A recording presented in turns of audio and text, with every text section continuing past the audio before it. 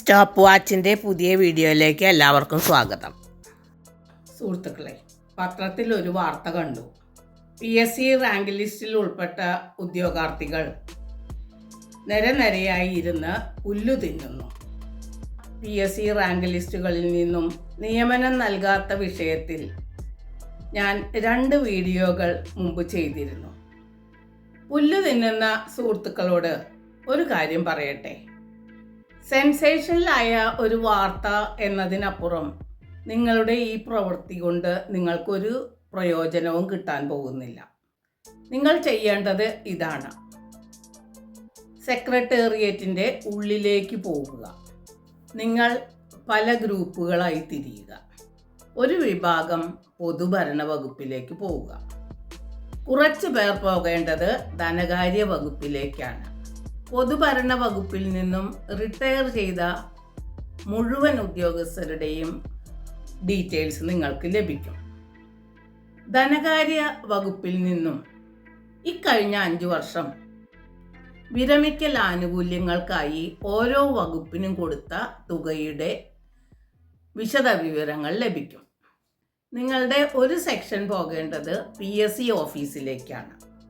അവിടെ നിന്ന് നിങ്ങൾ ശേഖരിക്കേണ്ടത് ഇത്രയുമാണ്: വിവിധ സർക്കാർ ഓഫീസുകളിൽ നിന്നും പൊതുമേഖലാ സ്ഥാപനങ്ങളിൽ നിന്നും വേക്കൻസി റിക്വിസിഷൻസ് അവരുടെ വകുപ്പുകൾ വഴി PSC ഓഫീസിലേക്ക് അയക്കേണ്ടതുണ്ട്.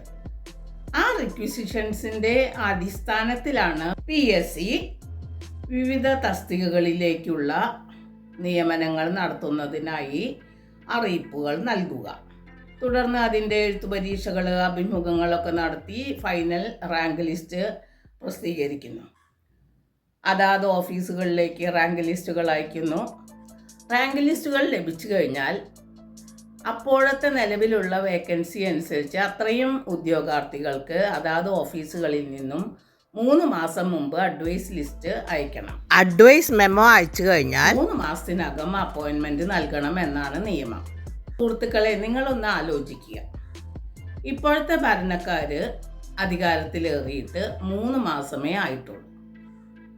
നിങ്ങളുടെ ലിസ്റ്റുകൾ നിലവിൽ വന്നിട്ട് എത്ര നാളായി എന്ന് നോക്കുക. 1 വർഷം മുമ്പ് വന്നാലും ശരി, ഇവരോട് സമരം ചെയ്യണതിൽ എന്തർത്ഥമുള്ളത്? ഇപ്പോൾ ഒരു മന്ത്രിയോ അല്ലെങ്കിൽ മുഖ്യമന്ത്രിയോ വിചാരിച്ചാൽ ഒരു റാങ്ക് ലിസ്റ്റ് കോൾ ഫോർ ചെയ്ത് അതിൽ നിന്ന് അങ്ങോട്ട് നിയമനം കൊടുക്കാൻ പറ്റില്ല. അതിന് അതിൻ്റേതായ നടപടിക്രമങ്ങളുണ്ട്. എത്രയോ വർഷങ്ങളായി നമ്മൾ പാലിച്ചു വരുന്ന നടപടിക്രമങ്ങളുണ്ട്. അത് എത്ര ശക്തനായ മന്ത്രിയായാലും മുഖ്യമന്ത്രി ആയാലും അവർക്കത് മാറ്റാൻ പറ്റില്ല. നേരിട്ട് അതിൽ ഇടപെടാനും പറ്റില്ല. അപ്പോൾ അവരുടെ ഭാഗം കൂടി ആലോചിച്ചിട്ട് വേണം നമ്മൾ സമരം ചെയ്യാൻ. അപ്പം നിങ്ങൾ ഈ സെൻസേഷണൽ വാർത്ത ഉണ്ടാക്കാൻ മണ്ണ് തിന്നും പുല്ല് തിന്നിട്ടൊക്കെ വാർത്ത കൊടുത്തിട്ട് യാതൊരു പ്രയോജനമില്ല. പ്രാക്ടിക്കലായിട്ട് ചിന്തിക്കൂ. നിങ്ങളുടെ അടുത്ത് സഹതാപമായിട്ട് ചിലരൊക്കെ വന്നതായിട്ട് കണ്ടു. അവരിനി വരുമ്പോൾ ചോദിക്കുക, മാസങ്ങളോളം ഞങ്ങളിവിടെ സമരം ചെയ്തു, അന്നൊന്നും നിങ്ങളിവിടെ കണ്ടില്ലല്ലോ. മുട്ടിലഴഞ്ഞ് ഞങ്ങൾ പ്രതിഷേധിച്ചു, അന്നും നിങ്ങളെ കണ്ടില്ലല്ലോ. അവരേത് വകുപ്പിലാണ് ജോലി ചെയ്യുന്നത്? മിക്കവാറും ആ വന്നവരൊക്കെ ഏതെങ്കിലും വകുപ്പിൽ കയറി കൂടിയിട്ടുണ്ടാവും താൽക്കാലിക അടിസ്ഥാനത്തിൽ. അവരല്ലെങ്കിൽ അവരെ ഗടികൾ, അവരെ ബന്ധക്കാർ ഒക്കെ കയറിയിട്ടുണ്ടാവും. ഇപ്പോൾ ഞാൻ മനസ്സിലാക്കിയിടത്തോളം പുരുഷന്മാർ മാത്രം ഉണ്ടായിരുന്ന ബിവറേജസ് കോർപ്പറേഷനിൽ പോലും ഇപ്പോൾ ഇഷ്ടം പോലെ സ്ത്രീകളാണ്. ഇപ്പോൾ ഞാൻ ഈ നേരത്തെ പറഞ്ഞ കാര്യങ്ങളൊക്കെ നിങ്ങൾക്ക് അറിയണമെന്നില്ല. ഞാൻ ഒരു വകുപ്പിലിരുന്ന് വകുപ്പിൻ്റെ എസ്റ്റാബ്ലിഷ്മെൻറ്റിൻ്റെ തലപ്പത്തിരുന്നത് കൊണ്ടാണ് എനിക്ക് ഈ കാര്യങ്ങളൊക്കെ കൃത്യമായിട്ട് അറിയാൻ കഴിഞ്ഞത്. എൻ്റെ മുമ്പ് ഞാൻ ചെയ്ത വീഡിയോകളുടെ ലിങ്ക് ഞാൻ ഡിസ്ക്രിപ്ഷനിൽ കൊടുക്കാം, നിങ്ങളതൊന്ന് കാണുക. പൊതുഭരണ വകുപ്പിൽ നിന്നും ധനകാര്യ വകുപ്പിൽ നിന്നും റിട്ടയർ ചെയ്തവരുടെ കംപ്ലീറ്റ് ഡീറ്റെയിൽസ് പോരാ. അതാത് വകുപ്പുകളിൽ നമുക്ക് എത്ര വകുപ്പുകളുണ്ട് അത്രയും വകുപ്പുകളുടെ എല്ലാ കാര്യാലയങ്ങളും തിരുവനന്തപുരത്തുണ്ടല്ലോ.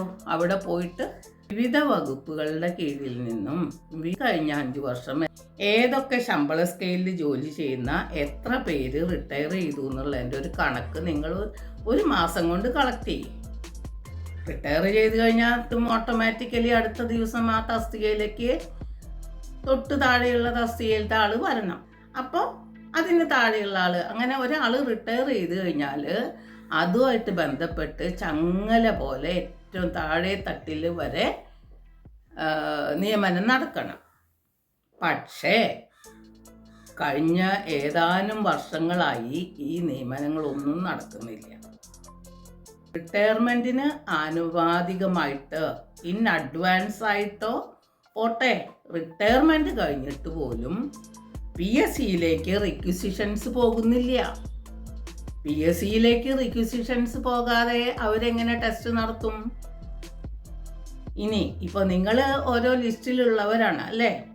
അപ്പോൾ ഈ പറഞ്ഞ വകുപ്പുകളിലെല്ലാം ഈ ഒഴിവുകളെല്ലാം താൽക്കാലികക്കാരെ കൊണ്ട് നിറഞ്ഞ് കവിഞ്ഞിരിക്കുകയാണ്.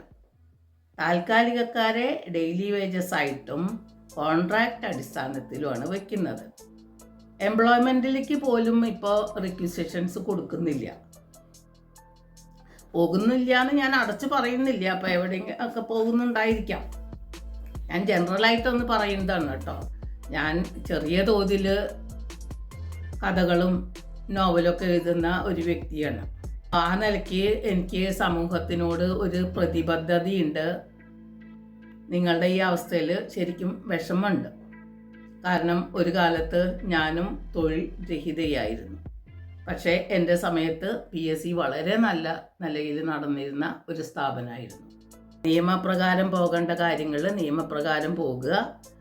അതിന് മുമ്പ് നിവൃത്തിയുണ്ടെങ്കിൽ നിങ്ങൾ മന്ത്രിമാരെ കണ്ടിട്ട്, അത് ബന്ധപ്പെട്ട മന്ത്രിമാരെയും മുഖ്യമന്ത്രിയെയും കണ്ടിട്ട് നിങ്ങളുടെ കാര്യങ്ങൾ ബോധിപ്പിക്കുക. ഇവർ ഭരണത്തിൽ കയറിയപ്പോൾ ഒക്ടോബർ 31 വരെയോ മറ്റോ നീട്ടിയതായിട്ട് വായിച്ചതായിട്ട് ഓർക്കുന്നുണ്ട്. അതൊന്നും നിങ്ങൾ ക്ലാരിഫൈ ചെയ്യുന്നത് നല്ലതാണ്. എത്രയും പെട്ടെന്ന് അപ്പോയിൻമെൻറ്റ്സ് നേടിയെടുക്കാനായിട്ട് നോക്കുക. അതിന് നിയമത്തിൻ്റേതായിട്ടുള്ള അതിൻ്റെ പ്രോപ്പർ ചാനലായിട്ട് തന്നെ കാര്യങ്ങൾ നീക്കുക. അതാണ് ചെയ്യേണ്ടത്. അപ്പോൾ നിങ്ങൾക്ക് എല്ലാവിധ ഭാവുകങ്ങളും ഞാൻ ആശംസിക്കുകയാണ്.